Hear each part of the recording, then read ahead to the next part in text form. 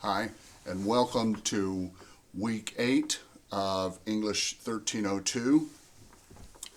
I want to talk to you real quickly about the quiz, the second quiz. We have postponed it. We've pushed it back from this Thursday, March the 3rd, from March the 6th until March the 13th. And you've got that announcement twice already. You've got the email twice, so I'm sure you have all the details there. I just want to talk to you about how the best way to study for it.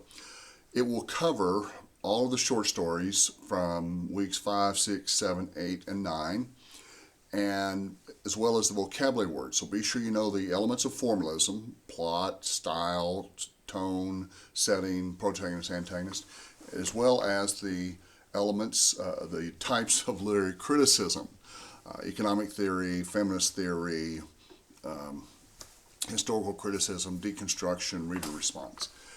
Be sure you can define each one of those. Or really, the thing about a multiple choice test is you don't have to be able to define these words, you just have to recognize the definition when you see it. Now, how will you be tested over the short stories? Well, a couple of different ways. First of all, you'll have to know the author. Who wrote the A&P? Which short story was written by John Updike? Who wrote A Rose for Miss Emily? So you need to know the author and the title. You should also be able to recognize the main characters. So some of the questions might say, which short story had Sammy, Stokesy, and Engl as main characters? Which short story had Homer Baron and Miss Emily as main characters? So be able to recognize those. And then also be able to recognize the story from a one-sentence summary of the plot, which is very commonly the same thing as the theme. But which short story is about a 19-year-old who tried to impress some girls by quitting his job? Which short story was about people who walked away from utopia because of the suffering of one young boy? If you can do all that, you should be good. Now, if you have filled out each one of those elements of formalism worksheets for each short story, you should be in good shape. I mean, without even studying them, just by reading the story and filling out the sheet, you've probably learned enough to do well on the test. But it wouldn't hurt to go back and look over those one more time. If you haven't done that, your best option is going to be to go back and reread the stories a couple times. Maybe highlight certain things if you've got printouts, take notes if you don't, but be sure you're familiar with the information. Now remember that this test is not open book or open notes or ask Google. It's just designed to test what you have learned from the material over weeks 5 through 9. Okay, let's talk real quickly about the short stories for this week. Jury of Her Peers and the Jewels, or the Jewelry, same thing.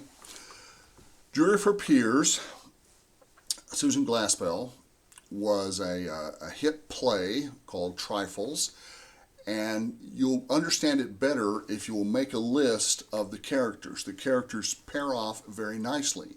There's Mr. Hale, who discovers the body, and Mrs. Hale, his wife, who really is the protagonist. There's Mr. Peters, who's the sheriff, big, strong, burly guy, strong voice.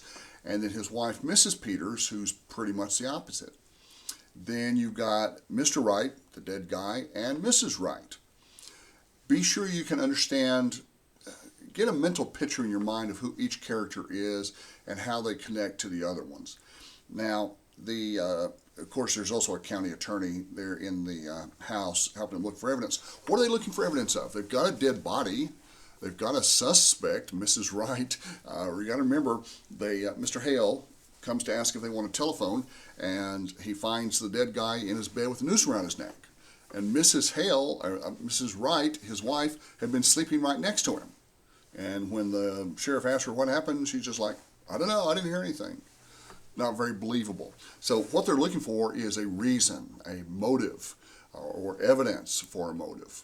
And so be sure to think about what the American system of justice considers to be a fair trial, and think about what the phrase, a jury of your peers, think about what that means. Okay. Then we have the jewelry, or the jewels. This story was made to be analyzed using deconstruction, because deconstruction, this was written by Guy de Maupassant. His name is pronounced Guy, not Guy.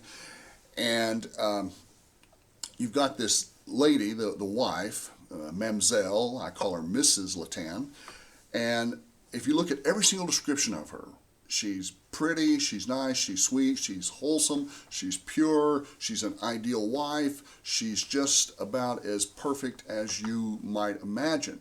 So there's nothing there to suggest that she might have been a thief or she might have had an illicit lover or any bad thing at all. So then where did the jewelry come from? Well, one person can say, oh, she had a boyfriend, or oh, she stole it, or oh, her friends gave it to her. Multiple interpretations are possible as long as they are supported by the facts in the story. Another key fact to remember, though, is that the jewelry did come from a jewelry store with a receipt and was delivered to her address. Notice that the author never says, oh, she bought this. He simply says it was bought here and delivered to her address. So think about that and what it says about him and those last two sentences about the woman he remarried. Then next week, the story of an hour. Well, we'll talk about that next week. I'll get a video posted up for you, and we can talk about the story of an hour and the yellow wallpaper. Fun stories. All right. Let me know if you have any questions, and I will talk to you a little bit later.